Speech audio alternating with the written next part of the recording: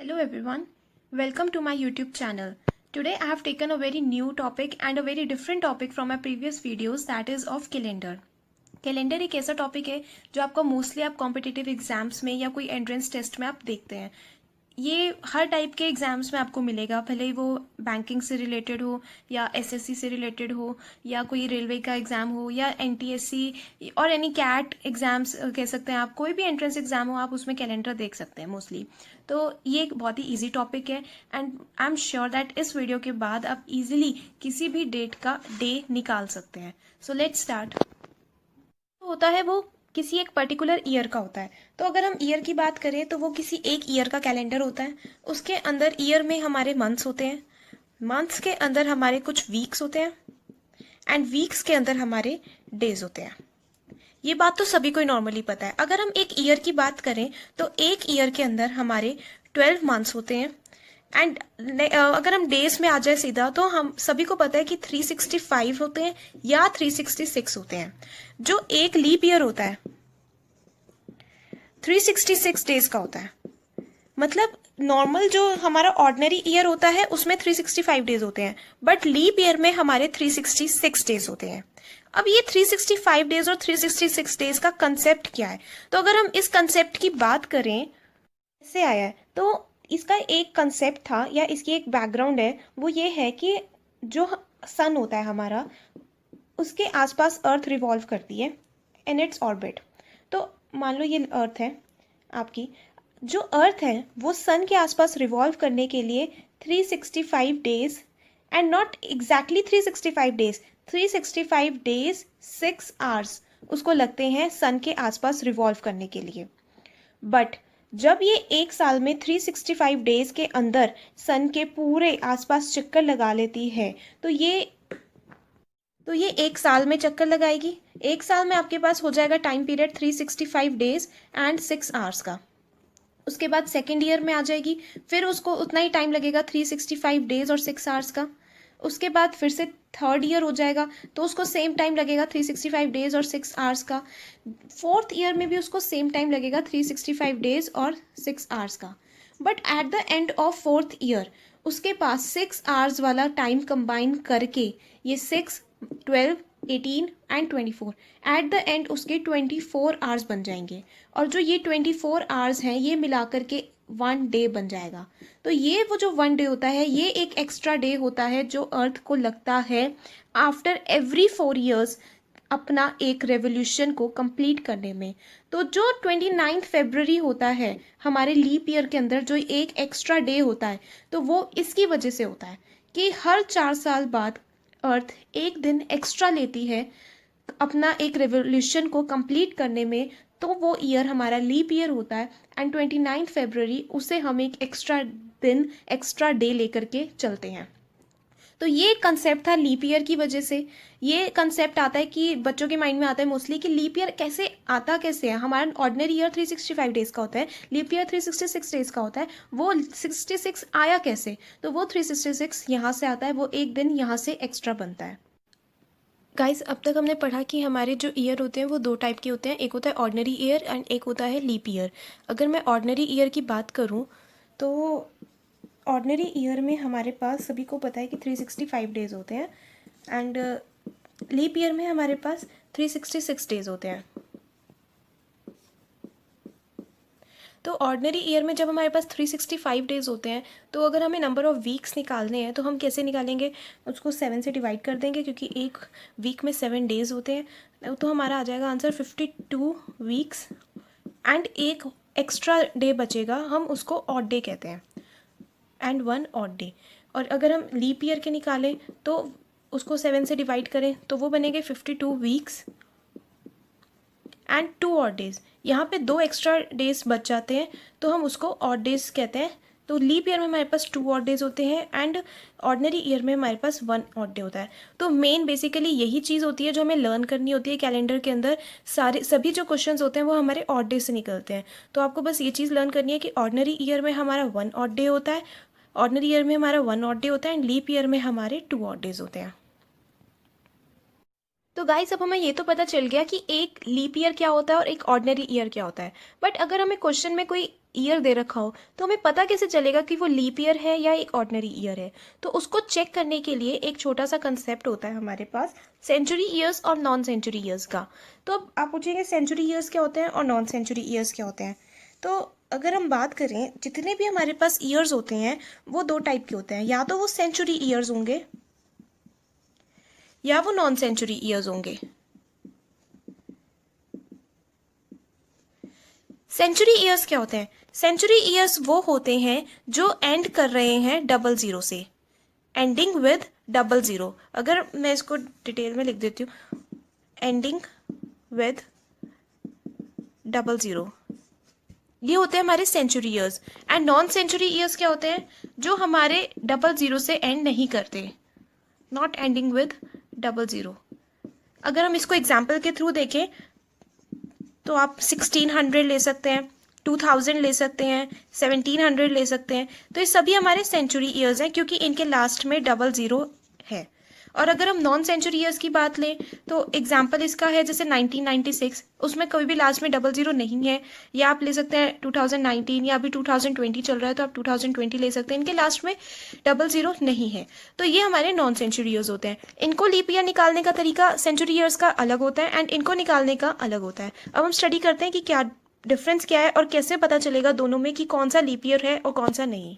Century years की बात करते हैं पहले। सेंचुरी ईयर्स को चेक करने के लिए कि वो लीप ईयर है या नहीं है, उसके जो स्टार्टिंग के दो डिजिट्स होंगे, आप स्टार्टिंग से 2 डिजिट्स लेंगे एंड उसको 4 से डिवाइड करेंगे। अगर वो एग्जैक्टली डिविजिबल हो जाता है, एग्जैक्टली डिवाइड हो जाता है, तो वो लीप ईयर है। एंड अगर एग्जैक्टली डिवाइड नहीं होता तो वो ऑर्डिनरी ईयर है। एग्जाम्पल के थ्रू लेते हैं, आप कोई सा भी एग्जाम्पल लीजिए। फॉर एग्जाम्पल हमारा ईयर है 1600, ठीक है। तो 1600 को हमने चेक करना है कि वो लीप ईयर है या नहीं है। तो स्टार्टिंग की 2 डिजिट्स हो गई 16, हम उसको 4 से डिवाइड करेंगे तो हमारा वो एग्जैक्टली डिविजिबल हो रहा है। तो ये हमारा पूरा एग्जैक्टली डिविजिबल हो रहा है 4 से, तो ये हमारा एक लीप ईयर होगा। एक और एग्जाम्पल देखते हैं। एग्जाम्पल नेक्स्ट है हमारा 1700। 1700 में हम 17 को 4 से डिवाइड करेंगे जो कि हमारा नहीं डिविजिबल होता, तो ये हमारा एक ऑर्डिनरी ईयर होगा। तो ये फर्क होता है लीप ईयर और ऑर्डिनरी ईयर में जब हम सेंचुरी ईयर्स की बात करते हैं। अगर हम नॉन सेंचुरी ईयर्स की बात करें तो नॉन सेंचुरी ईयर्स के अंदर, लाइक फॉर एग्जाम्पल हम 1996 की बात लेते हैं। तो इसके अंदर आपको करना क्या है कि उसमें तो हम स्टार्टिंग की 2 डिजिट्स चेक कर रहे थे, इसमें आपको एंड की 2 डिजिट्स को चेक करना है। एंडिंग की 2 डिजिट्स को आप चेक करेंगे और उसको आप 4 से डिवाइड करेंगे। अगर तो वो एग्जैक्टली डिविजिबल हो रही है तो वो आपका लीप ईयर होगी, और अगर वो एग्जैक्टली डिविजिबल नहीं हो रही है तो वो आपकी ऑर्डिनरी ईयर होगी। एग्जाम्पल ले लेते हैं, जैसे 1996 हमने लिया, तो उसके अगर हम लास्ट के 2 डिजिट्स को 96 को 4 से डिवाइड करें तो वो हमारा आता है 24। तो मतलब इट मीन्स वो एग्जैक्टली डिविजिबल हो रहा है, तो वो हमारा लीप ईयर हुआ। और अगर हम एक और एग्जांपल लें, लाइक 2019 का लें और इसमें हम 19 को 4 से डिवाइड करें तो वो हमारा नहीं डिविजिबल हो रहा, तो वो हमारा ऑर्डिनरी ईयर है। तो ये बेसिकली डिफरेंस होता है हमारा सेंचुरी ईयर्स और नॉन सेंचुरी ईयर्स में, कि जो not ending with double zero है मींस नॉन सेंचुरी ईयर्स है, उनकी हम लास्ट की 2 डिजिट्स को चेक करेंगे। एंड जो सेंचुरी ईयर्स है एंडिंग विद डबल जीरो है, उनकी हम स्टार्टिंग की 2 डिजिट्स को चेक करेंगे। डे वाला कंसेप्ट पढ़ा था कि ऑर्डिनरी ईयर में हमारे पास 1 ऑड डे होता है एंड लीप ईयर में हमारे पास 2 ऑड डेज होते हैं। पर हम ये ऑड डेज निकालते क्यों हैं? हम ऑड डेज इसलिए निकालते हैं कि अगर फॉर एग्जांपल हमें कोई भी डेट दे रखी हो और उसका हमें डे निकालना हो, या हमसे पूछा हुआ हो कि आज संडे है, 19 डेज के बाद 10 डेज के बाद कौन सा डे होगा, तो आप वहाँ एग्जाम में फिंगर्स पर तो काउंट कर नहीं सकते, तो इसलिए हम ऑड डे का कंसेप्ट यूज़ करते हैं। उसको यूज़ कैसे करते हैं?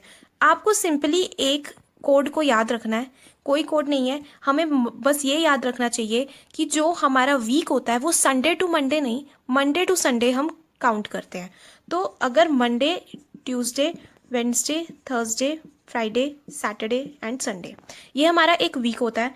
मंडे अगर 1 ऑड डे आया तो वो मंडे होगा, 2 ऑड डेज आया तो Tuesday, 3 Wednesday, 4 Thursday, 5 Friday, 6 Saturday and 7 या 0 संडे।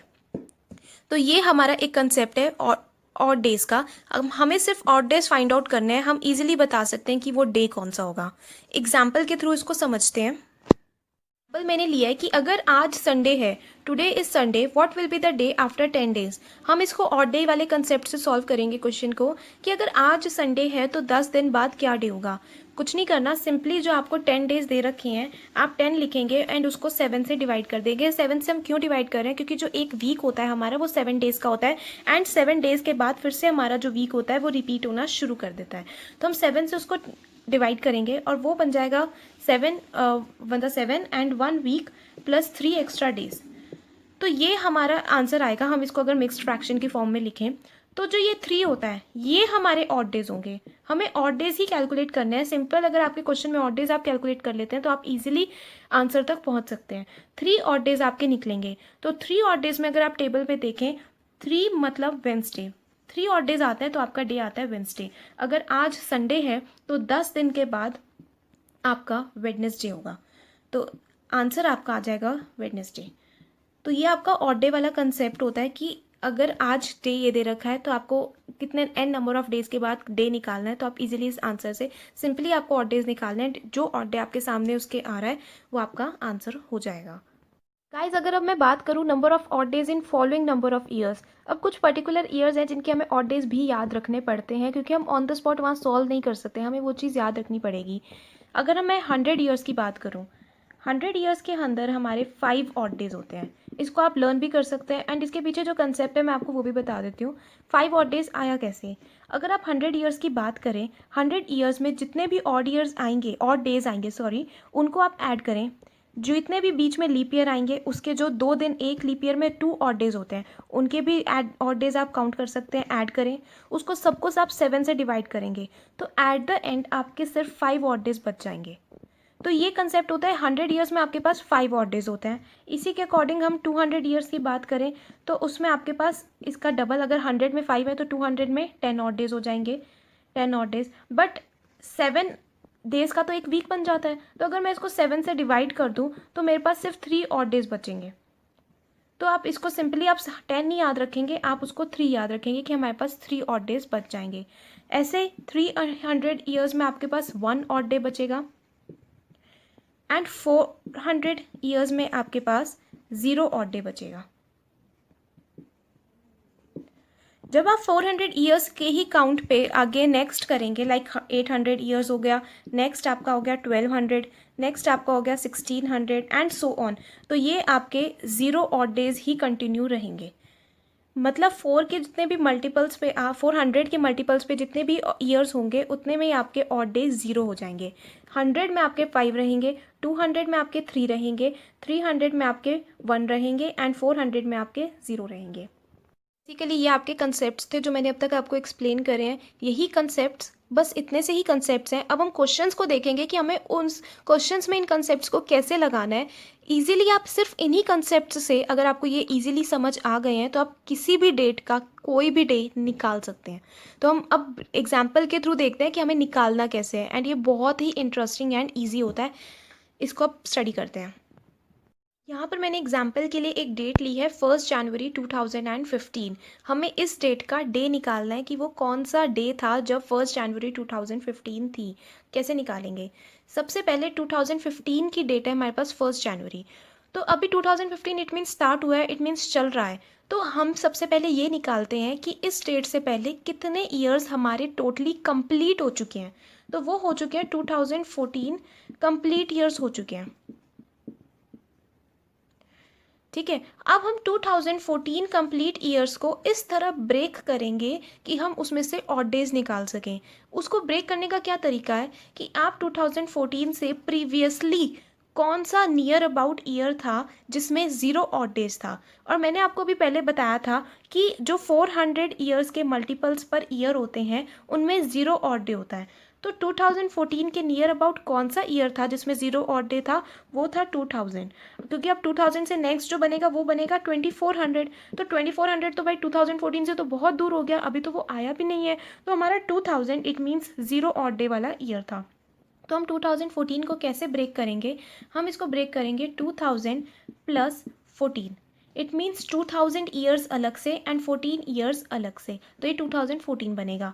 2000 में हमने पढ़ा है कि वो होता है 0 ऑड डे, 0 ऑड डे होता है, बट 14 में तो कुछ ना कुछ ऑड डेज हुए होंगे। अब हमें कैसे पता चलेगा? अब ऑड डे निकालने के लिए भी हमें सबसे पहले ये पता होना चाहिए कि कितने 14 ईयर्स में लीप ईयर्स थे एंड कितने ऑर्डिनरी ईयर्स थे। उसको कैलकुलेट करने के लिए हम क्या करेंगे, 14 ईयर्स जितने हमारे पेंडिंग ईयर्स बच जाते हैं उसको हम 14 को 4 से डिवाइड करेंगे। 4 से क्यों डिवाइड किया हमने? लीप ईयर फाइंड आउट कर रहे हैं। लीप ईयर हर 4 ईयर्स के बाद हमारा एक लीप ईयर आता है, तो हमने उसको 4 से डिवाइड किया, तो ये बनेगा हमारा 4 3 12 टू दिस। तो it means 3 exactly complete leap years थे। 14 ईयर्स के अंदर हमारे 3 लीप ईयर्स थे। अगर 3 लीप ईयर्स होंगे तो बाकी ऑर्डिनरी ईयर्स कितने हो गए यार? 14 में से 3 माइनस कर दो, तो वो हो गए हमारे 11 ordinary years. It mean 14 years में 3 लीप ईयर्स थे एंड 11 ऑर्डिनरी ईयर्स थे। इतना फाइंड आउट कर लिया। अब हम कैलकुलेट करेंगे कि इतने लीप ईयर्स, हमें सिर्फ ऑड डेज से मतलब है, बाकी किसी चीज़ से मतलब नहीं है, हमें ऑड डेज फाइंड आउट करने हैं। तो लीप ईयर में हम ये फाइंड आउट करेंगे कितने ऑड डेज थे एंड ऑर्डिनरी ईयर्स में कितने ऑड डेज थे। तो हमने पढ़ा था कि एक लीप ईयर में 2 ऑड डेज होते हैं और एक ऑर्डिनरी ईयर में 1 ऑड डे होता है। तो 3 लीप ईयर्स में कितने ऑड डेज होंगे? अगर 1 लीप ईयर में यार 2 ऑड डेज थे तो 3 में तो 6 हो जाएंगे। तो आप इसको अलग से एक बारी सर्कल कर लो जो आप ऑड डेज निकाल रहे हो। उसके बाद 11 ऑर्डिनरी ईयर्स में अगर एक ऑर्डिनरी ईयर में